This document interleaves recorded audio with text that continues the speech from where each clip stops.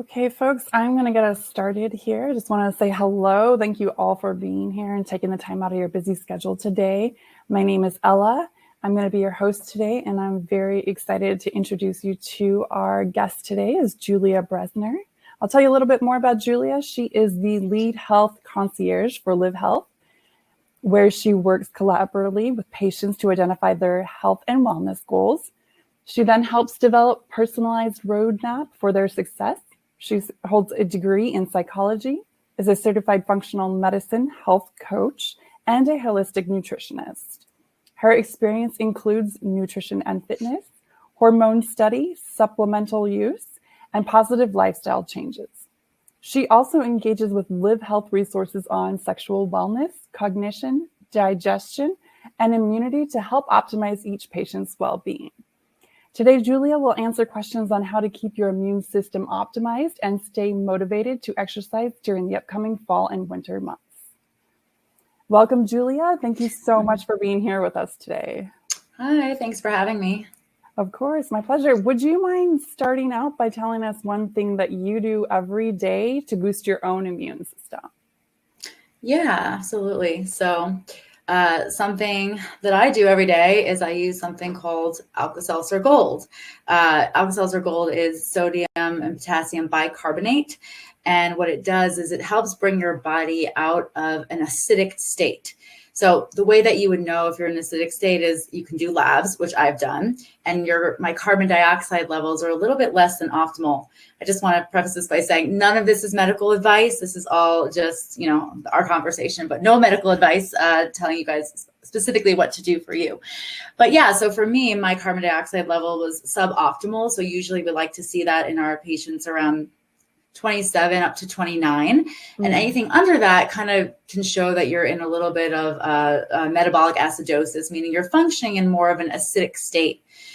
It's not great for immunity as well as exercise performance. And so getting those numbers up will make you a little bit more alkaline. And Alka-Seltzer Gold is something that can help make you a little bit more alkaline, which means your immune system will function better. So I take that every day. I love that. You take that every day. Do you check your oxygen levels at all to see how they're performing then? So the other thing you can do, which I actually do from time to time now, is you can use urine pH strips to test how acidic or how alkaline you are.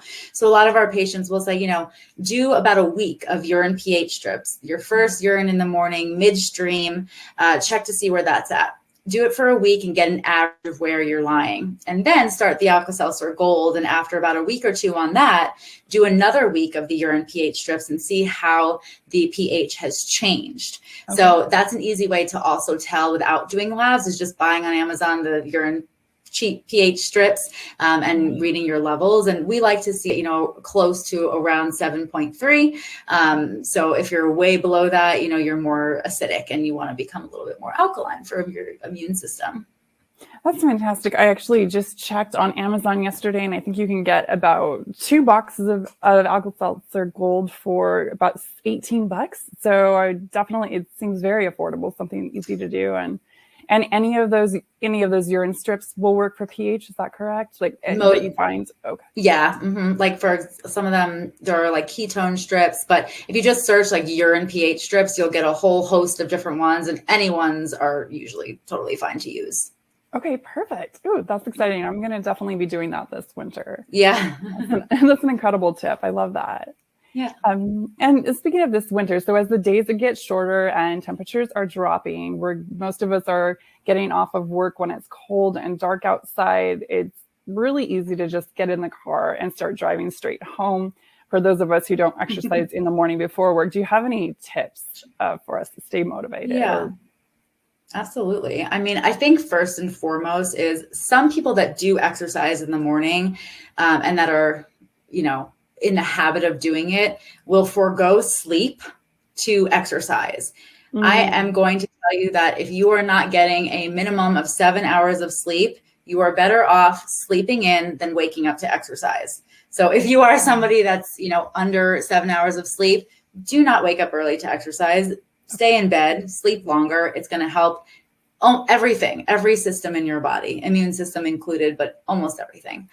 But with that said, I think one of the biggest things is that we really can't rely on motivation to exercise, because motivation goes in and out every single hour. Have you ever noticed if like one moment you're really motivated to exercise, you're ready and rare to go, and then something happens and you have to take care of something, so your workout gets delayed a little bit, and then you're like, oh, now I don't feel like going. Yeah. So that is, how motivation just changes so quickly. So we really have to rely on habit. Creating those small little habits and doing things that we don't feel like doing sometimes. And one of the things that helps my patients the most, and myself, quite frankly, is even when I'm not in the mood and it's dark outside and it's cold, I tell myself, let's say you're going to a gym or you're going to do a workout at home in your basement or whatever it might be, go for 5 minutes. Don't put the pressure on yourself that you have to go for an hour, that you have to have this kick butt workout. Go for 5 minutes. And after 5 minutes, if you're like, oh, I'm just not into this today, then leave. But showing up will keep the consistency of whether it's in your basement or a gym. And that's what's key, is that consistency. Something else that might be useful for people that do go out of the house for work is, do not go home after work. Put your gym clothes and whatever it is you need into your car, or bring it into the office with you and change before you get into the car, because that very act of just changing into the clothes will help you get there as well. Once you go home and you see your couch and you start doing this, or you have kids, you start doing that, it's not going to happen. So if you do go after work, change at work, put your clothes in the car, that will be one step in the right direction. But I truly do feel that taking the pressure off yourself, that it has to be an hour long, the best workout you've had, it's almost like a relief. Like, okay, I can go for 5-10 minutes. Normally, if you go for 5 or 10 minutes, you'll get into it. And then you're like, okay, now I'm good, but it's getting started. And so that's what I like to use a lot with my clients. I love that. That's fantastic. And actually, yes, I think for someone like me, even getting dressed before leaving the office is the best solution, because it's just so easy I don't want to take that extra step to change in the gym. And even the idea of, if you have your work clothes on and you say, I'm going to lift for 5 minutes, and then you might be more motivated to go into the restroom and change. Those are great hacks. I love that. Yeah. I really love that. Thank you for sharing that. Sure. And you already shared with us about the Alka-Seltzer Gold. Do you have any other simple tips to boost our immune system during these winter months? Yes, there's a lot of things. So I will try to not talk crazy so that you guys can understand what I'm saying. But one of the biggest things with, that you should be doing really all the time, but, in the winter months, we're more susceptible to getting viruses. But even with COVID, keeping your vitamin D levels optimized. Majority of people are deficient in vitamin D. Even if you're spending a half an hour outside in the sunlight every day, it's still likely that you might be in range, right? But that in range doesn't mean optimal. So I like to see vitamin D levels, if you do get your labs done, between like 60 and 100 is, around that 80 mark is kind of really perfect. And so I always recommend supplementing with vitamin D and K2. K2 is going to help the absorption of vitamin D, and it's going to help push the vitamin D to your bone. And so keeping those optimized. There was a recent study done with COVID. Everybody that got sick with COVID had suboptimal vitamin D levels. And the people that had optimal vitamin D levels either A, didn't get sick, or B, if they did, their symptoms were very, very minimal. Mm-hmm. So one of the biggest things you can do, and the easiest things you can do, is get out in sunlight, supplement with vitamin D and K2. It's huge, especially right now. So that's definitely one of them. Another one, I always like to say that everything in your body, your mind, it's all interconnected. So we know that your gut affects your immune system. In fact, it controls a huge portion of your immune system. Mm-hmm. So keeping your gut really healthy is super, super important when it comes to immunity. Also really important when it comes to other things, right? Like your brain health and your energy and your sleep. And so keeping your gut healthy is one of the biggest things you can do. somebody asked, can I interrupt or should we wait till the end? Yeah, you can interrupt. That was like a good question. Somebody said, how can you tell what your vitamin D level is? So, I mean, typically I'd suggest doing labs. If your PCP, your regular doctor, is willing to order that for you, you can ask for it. Unfortunately, you have to be your own biggest advocate when it comes to your healthcare. If you are going to a PCP, to ask them to order you a vitamin D level. We obviously check for vitamin D levels in our labs. That's kind of how you're going to know. However, if you are feeling a little bit more, I want to say like low or depressed than usual, or your energy is really suffering, or you're having some brain fog, it could be a sign that your vitamin D level is a little bit low. Unfortunately, those symptoms are the same as having like suboptimal thyroid or hormones, right? So it's hard to differentiate. So I would say that for most people, again, not medical advice, but for most people, supplementing with 5,000 IUs a day is fine. You're not going to overdo vitamin D unless you're taking like 15,000 IUs every single day for years. It's really hard to OD on that. Most of our patients are actually on 10,000, but 5,000 is more like a safer low dose. And that's something that you can kind of just do without knowing your exact levels. But I'm kind of a nerd in the fact that I like to see the levels and I like to see them come up with the supplementation. So if you're able to, I'd ask your PCP to run it for you. Love that. And where to get the vitamin D and vitamin K if you're not already working with a natural practitioner? Yeah. The thing is with supplements, you kind of get what you pay for. When you're working with a natural practitioner, you do have access to an online pharmacy that has third-party tested medical grade supplements. But if you're not working with one, there are a few brands that I do like and trust that you can get on your own, like Life Extension. You might be able to get Designs for Health. Those are kind of two brands that I like. I don't know if it's pronounced Yarrow or Jarrow, but it's Jarrow. I really like that brand. And I think that you can actually get that at natural grocers. So there are places where you can get some good brands. Okay, perfect. That's very helpful. Yeah. I forgot what we were talking. I think we were talking about gut health. Yes, because that also can affect your mood and depression during the winter as well. I'm sure you guys have heard this, but your gut is like your second brain because it controls almost every system in your body. One of those being your immune system, since that's what we're talking about. And so keeping your gut really healthy is going to be really important. And also on top of that, your gut is in charge of making a lot of different hormones.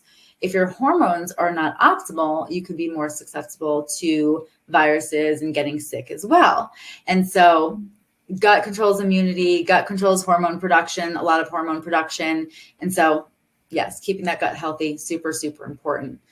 Some things you can do for that, I would say, is keeping stress low is huge. Stress management.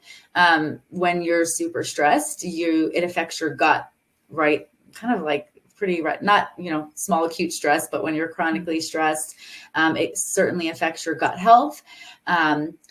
Your stress also depletes a hormone called progesterone. So progesterone is our calming hormone. It's our chill hormone. And if we're low on that, it can cause sleep problems. So see how this is all interconnected?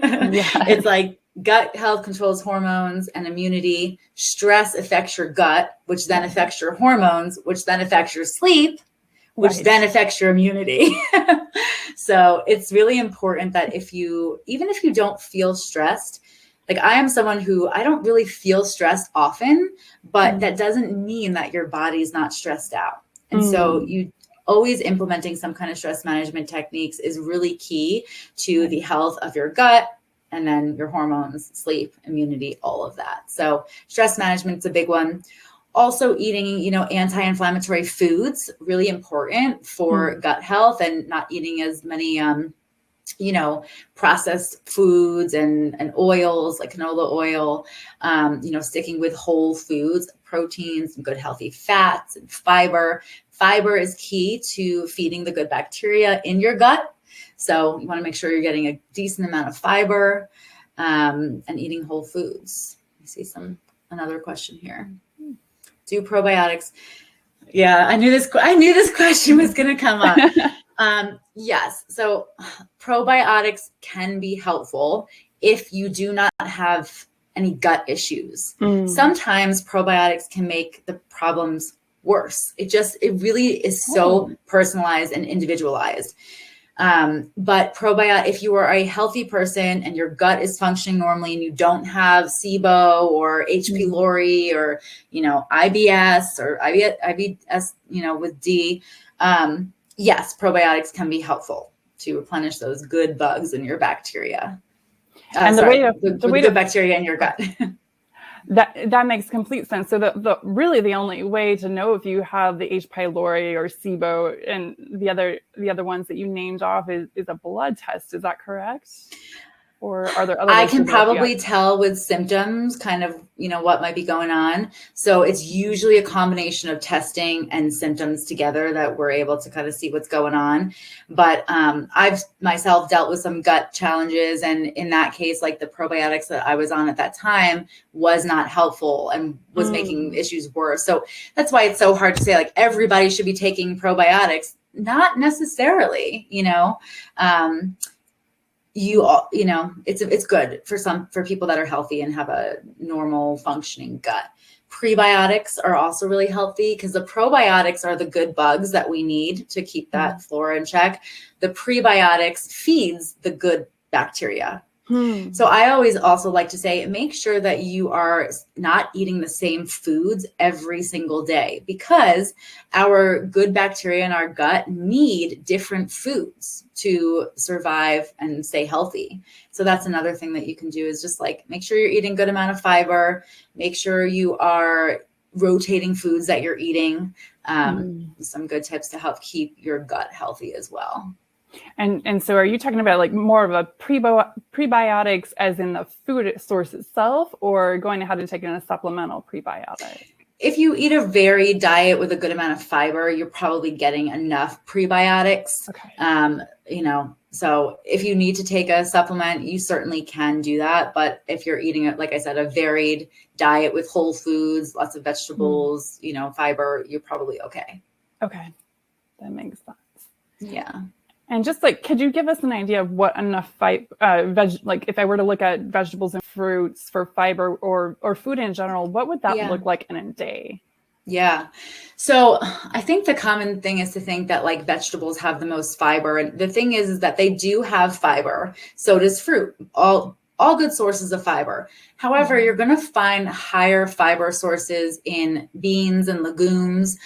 Chia seeds are really high in fiber. I would say, if you struggle to get fiber in, sprinkle chia seeds, like ground chia seeds on twice a day on things that you eat. You're going to get a good healthy dose there. Avocados, yes, they're a healthy fat, but they also have one small or medium avocado has about 8 to 10 grams of fiber alone. So, adding some avocado to your food. So I think the combination of like chia and flax seeds, avocados, beans and legumes, and then your fruits and vegetables are going to get you there. Berries, in terms of fruit, are going to have the highest content of fiber. So berries is a good source. That's all yummy tasting food. Those are all my favorites. Yeah, so absolutely. my excuse to pay the expensive price for the avocado is good for me. Yeah. Oatmeal's another one, like some grains. So oatmeal has a decent amount of fiber. Yeah. Love that. And oatmeal is good on the digestive system as well for those of us that can handle it. That can handle high fiber foods. Yeah. Yeah. Yeah. Tell me a little bit more about like stress management that you mentioned I think the term stress management is a buzz term, but when I first graduated college, people were asking me how I was managing my stress. I didn't even know what that meant. So I mean, as now I'm into the yogic lifestyle and doing a lot to recover from my own health issues, I understand, but it's not common sense. Could you just maybe talk a little bit more about that? Yeah, for sure. So it's funny because I am somebody that kind of balks at the idea of meditation and stretching and yoga. Like that's not me. I rather do hard intensity exercise. My mind wanders during meditation, but that is So techniques, yes, meditation, deep breathing, like 4-7-8 breathing, where you breathe in, you take a big deep breath in through your nose, fill up your belly for 4 seconds, hold your breath for 7 seconds, and then slow exhale for 8 seconds. That's some really good, even that's something that I did. And I started doing just 10 reps of that every morning. And just something as simple as that can really calm down your nervous system. Meditation. And when I say meditation, it doesn't have to be like sitting there like this saying, and I feel like that's what people think of. Right. But what's worked for me as someone that doesn't love meditation is using an app. So whether it's the Peloton app or the Calm app, or what's that other one? I forget the name, but there are many apps. Headspace, yes. Yeah. And the guided meditations really help me, especially the mantra ones, because the instructor will say, okay, repeat this mantra, keep repeating it. And then you're focused on what you're saying instead of like having your mind drift everywhere. So that's a good one. I think people also use exercise for, stress reduction, but the truth of the matter is it's a good stress reliever, but it's additional stress to your body. Exercise is stress on your body, and your body can't tell the difference between mental, emotional, or physical stress. So while I want you to exercise, of course, it's not great. I would like you to have something else for stress management.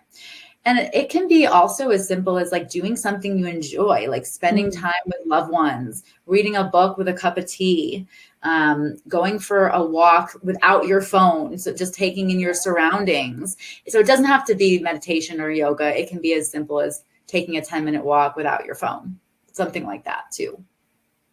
Figuring out what those stress causes are, and the phones are a stress point for a lot of us. So that makes sense.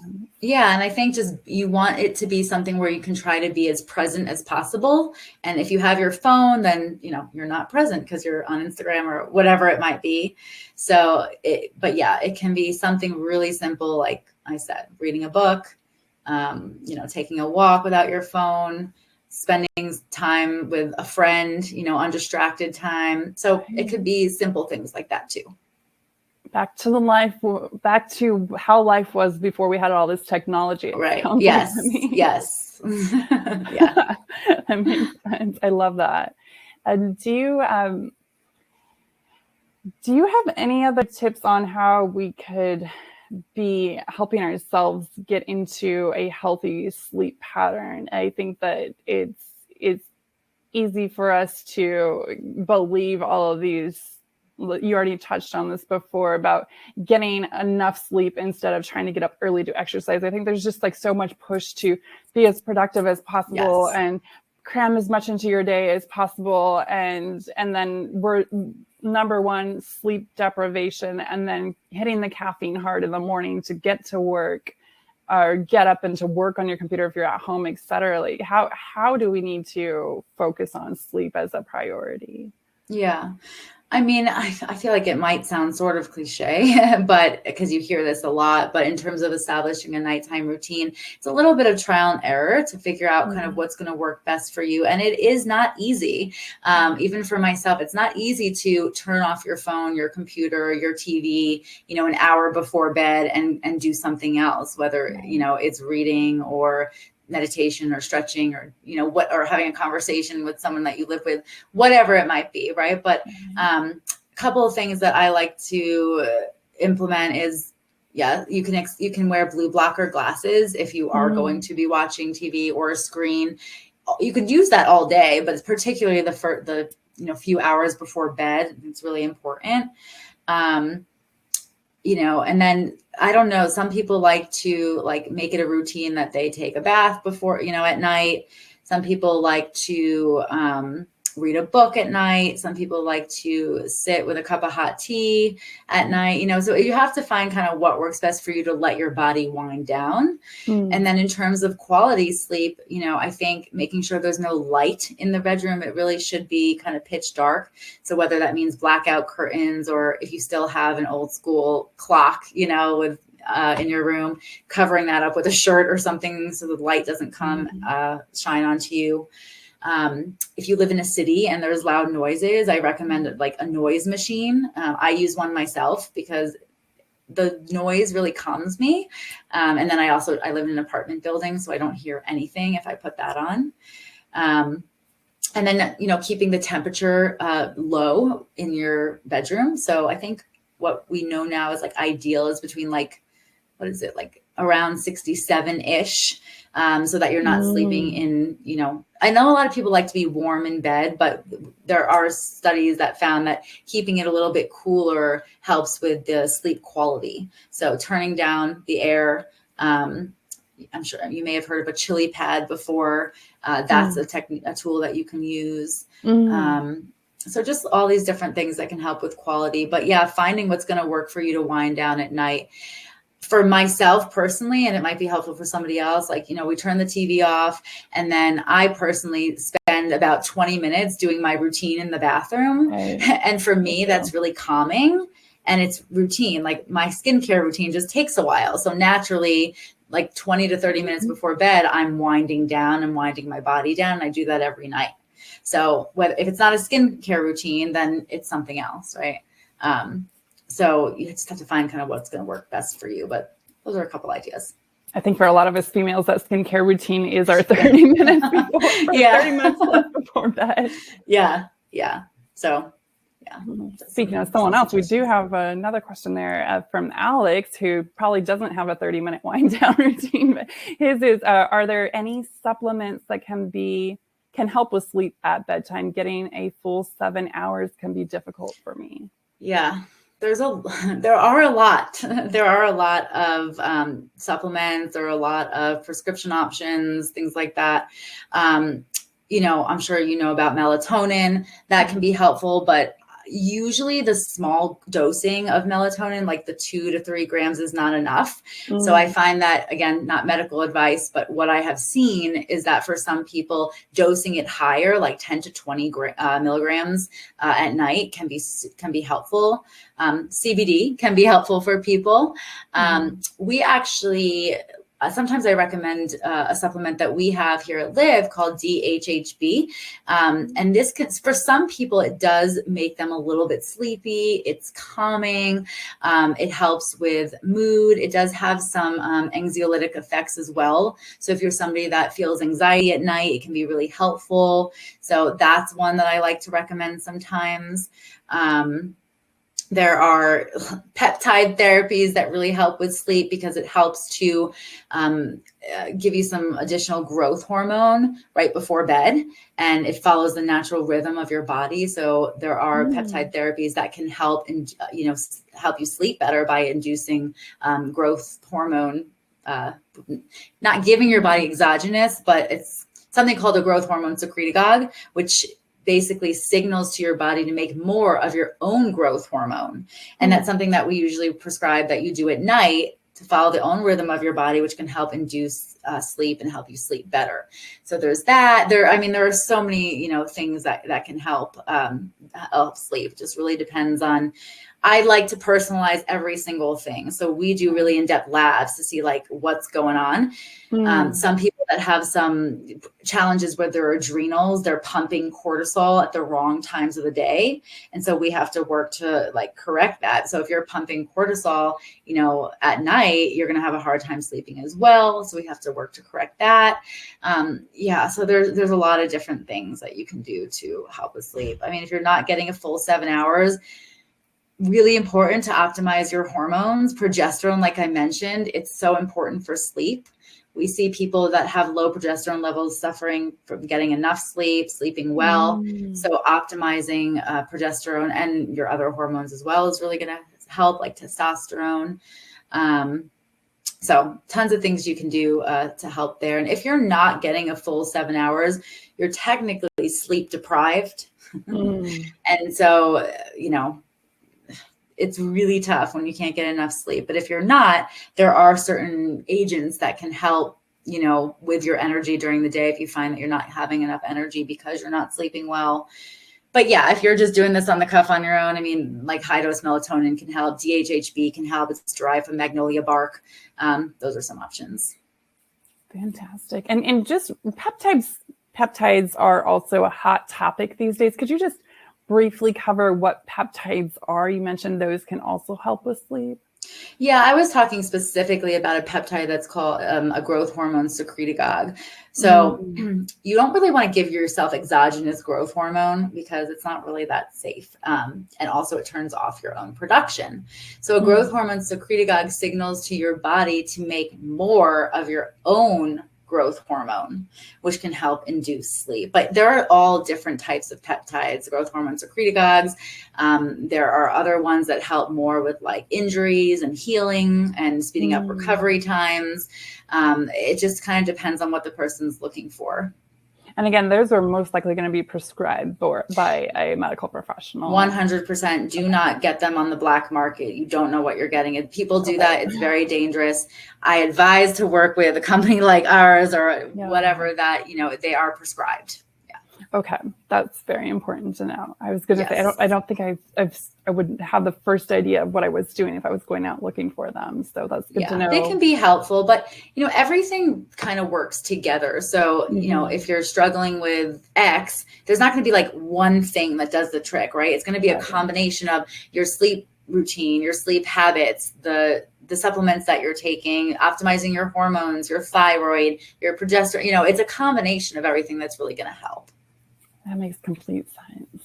Well, thank you for that. And just thank you again. Just one last question. Do chemical compounds in our cleaning products affect our immune system? Yeah, I mean, definitely. I mean, you probably have seen just like a lot of more autoimmune diseases coming up as we exist more on, chemicals like in our cleaning products or even in the air.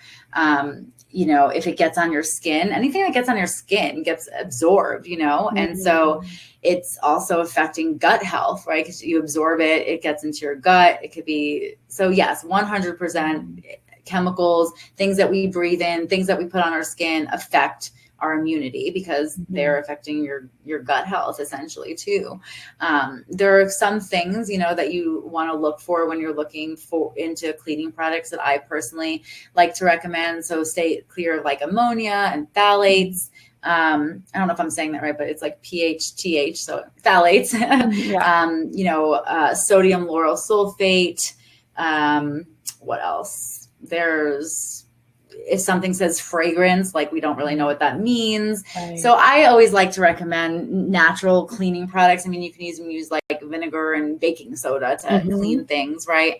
There's a brand called Branch Basics that I like to use. So if you can go the natural route, I always recommend that. I know it can be tough to switch over all your stuff. Right. So definitely does affect everything, not just immunity, but, brain health, cognition, hormone health. I mean, with xenoestrogens, things in plastics, it's certainly affecting hormone health. And so that's why we're seeing a lot of people have hormonal issues earlier in life than we used to because of the environment that we live in and the products that we're using. So yeah, certainly does affect it. That makes complete sense. And switching over from your household cleaners could be very inexpensive. Gallon of white vinegar, peroxide, baking soda. You can get those items very inexpensively at Costco or Walmart. And it doesn't have to be a huge cost damage to your wallet. Yeah. And I think one thing, and we can wrap up, but that we didn't touch on was, I know that you had asked about kind of that, like getting into a little bit of seasonal depression, when it's darker and it's cold. And I think it's important, I mean, obviously as much sunlight as you can get is important. So if you're somebody that's able to bundle up and go for a walk first thing in the morning, it has so many benefits, getting the sunlight, but also just getting out is super important and working on that and to make it a habit. Right. Scheduling in like an appointment time with friends, family, so that you don't kind of become a hermit. Right. And there are some supplements that can help as well. So, like I said, DHHB, which I spoke on, can help induce sleep, but it can also help with mood and irritability and things like that. There's another supplement I like called Mucuna Dopa that can help, increase dopamine in the brain. So that can kind of help that, a little bit of seasonal depression, I should say. Oh, fantastic. Thank you for those. And for And Julia shared a lot of words that we've probably never heard before.